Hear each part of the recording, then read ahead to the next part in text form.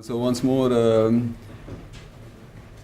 I think coming more to south from Estonian perspective, I can add that for Latvia 2016, and I mentioned it already, that 2016 was quite an important year because we've been the place, home of the fifth 16+1 summit, and it was for us a real delight, and I think it went very much in a China sign. And you could see the China posters on the streets as well, so I think it was a sign of mutual learning, at least for Latvians, certainly it was. And I even sometimes say, look, Estonia will be the EU presiding country just in a few months' time. Latvia was a presiding country in 2015, but as an EU presiding country, we have it once in 14 years, unless there are some additional countries which drops out of the European Union, but it's once in 14 years. So the China summit for us was once in 16 years, it seems, if you calculate once a year. So 16+1 is more important, but of course it's not about the years. As I mentioned, it was about learning, it was about opening, it was about, you can say, the trust building with China and our partners in a format. At the same time, for us it was a timely venue, timely and important event to reflect on prospects on 16+1 and also road and belt. And for Latvia, I would say that it is about three things. Of course, there are more things, but I would categorize in three things. It's about opportunities first of all of connectivity. It is about synergy, and it is about challenges. And I think we mentioned some of them. Opportunities of connectivity, two parts. One is, have been mentioned here, and I think many of us are interested in this. This is mercantile connectivity. Of course, we are very much interested in trade. We are very much interested in infrastructure projects. So basically in physical connectivity. And Central and East European countries, I think, try to frame themselves as hub and a bridge between Europe and China. And I think they are well placed to do it. I think also for the Baltic countries and for Latvia, there is a synergy between different projects, including, for instance, Great Stone, the logistical center, industrial center in Belarus. Of course, we also are very keen to develop the three seas ports, so connect the Baltic countries, Black Sea and Adriatic. At the same time, I must say that there is not only complementarity, but competition. We all want to attract some investment. We all want to be the first ones. We all want to be the hubs within a hub of Central and East European region. Of course, as Lauri mentioned, Rail Baltica for us it is an important infrastructural project, and it shows that it's not only about east and west connections, but it's also about south and north, north and south. And I think here there are a lot of things to do, still a lot of opportunities, a lot of prospects, but also a lot of challenges. In Latvian case, we take it seriously. The first train from China arrived in November in 2016. So additional 2 trains just already went opposite direction from Latvia to China just now in May. So this is also the sign that there are already some kind of the real infrastructure manifestation of the mutual engagement. On connectivity of understanding, I think it is important to mention. It's not just about connectivity of mercantile interest, but also connectivity of understanding. I think after years of launching the both initiatives, OBOR and 16+1, it certainly has grasped the imagination of grand engagement, great opportunities, win-win. And it's not only in terms of the economics, but it's also in terms of inter-civilizational connectivity and enrichment.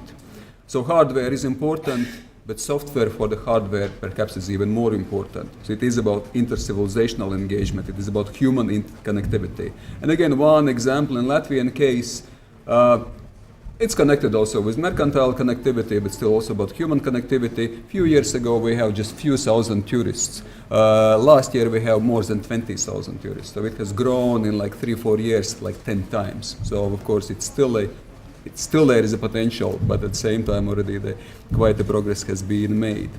I think the mutual understanding is instrumental and important, and I would also call it or name it as a mutual soft power in many ways. And China, I think, has done quite an immense and great job in this, but still there are things to mutually develop. About synergy. One synergy which is important is, of course, with the European Union. To put it shortly, during the summit in Riga, it was one of the major goals of Latvia's decision makers to put in a wider EU perspective as well, to have this synergy with European initiatives. Regional ones, EU strategy for the Baltic Sea, the wider ones, EU-China connectivity platform, also to connect with trans-European networks.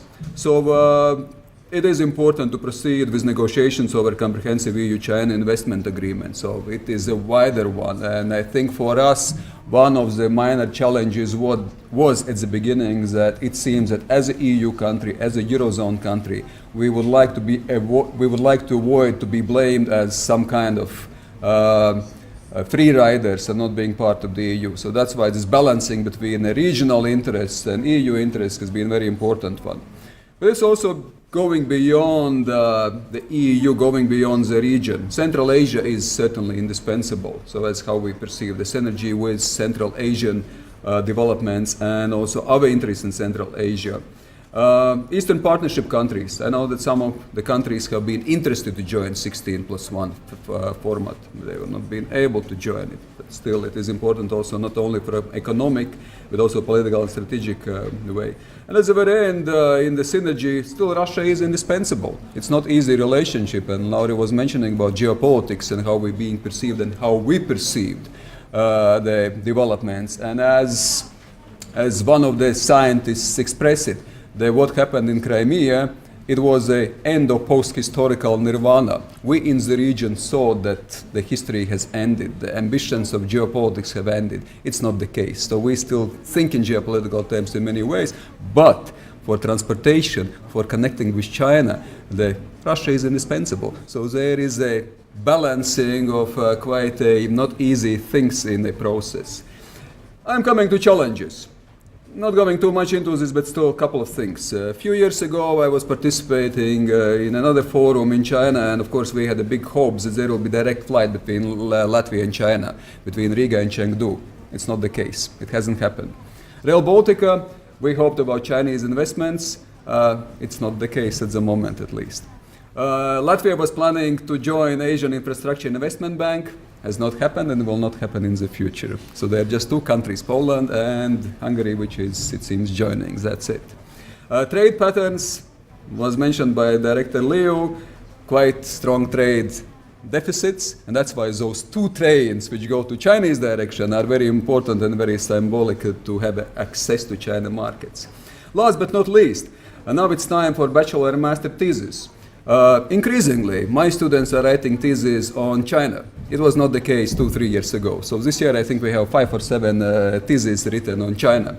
And just one of the quotations of my students: China is a country with rapidly growing economy, which aims to become an important power in the international system. To achieve that, it must continue to increase its economic strengths, which can be implemented with particular attention to its economic diplomacy. It is still quite neutral, the description of what was in the papers as well.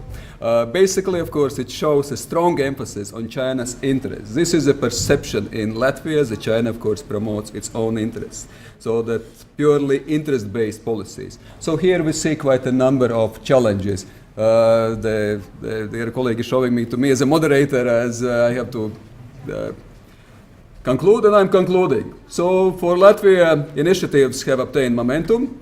I think this is a success in times of uncertainties.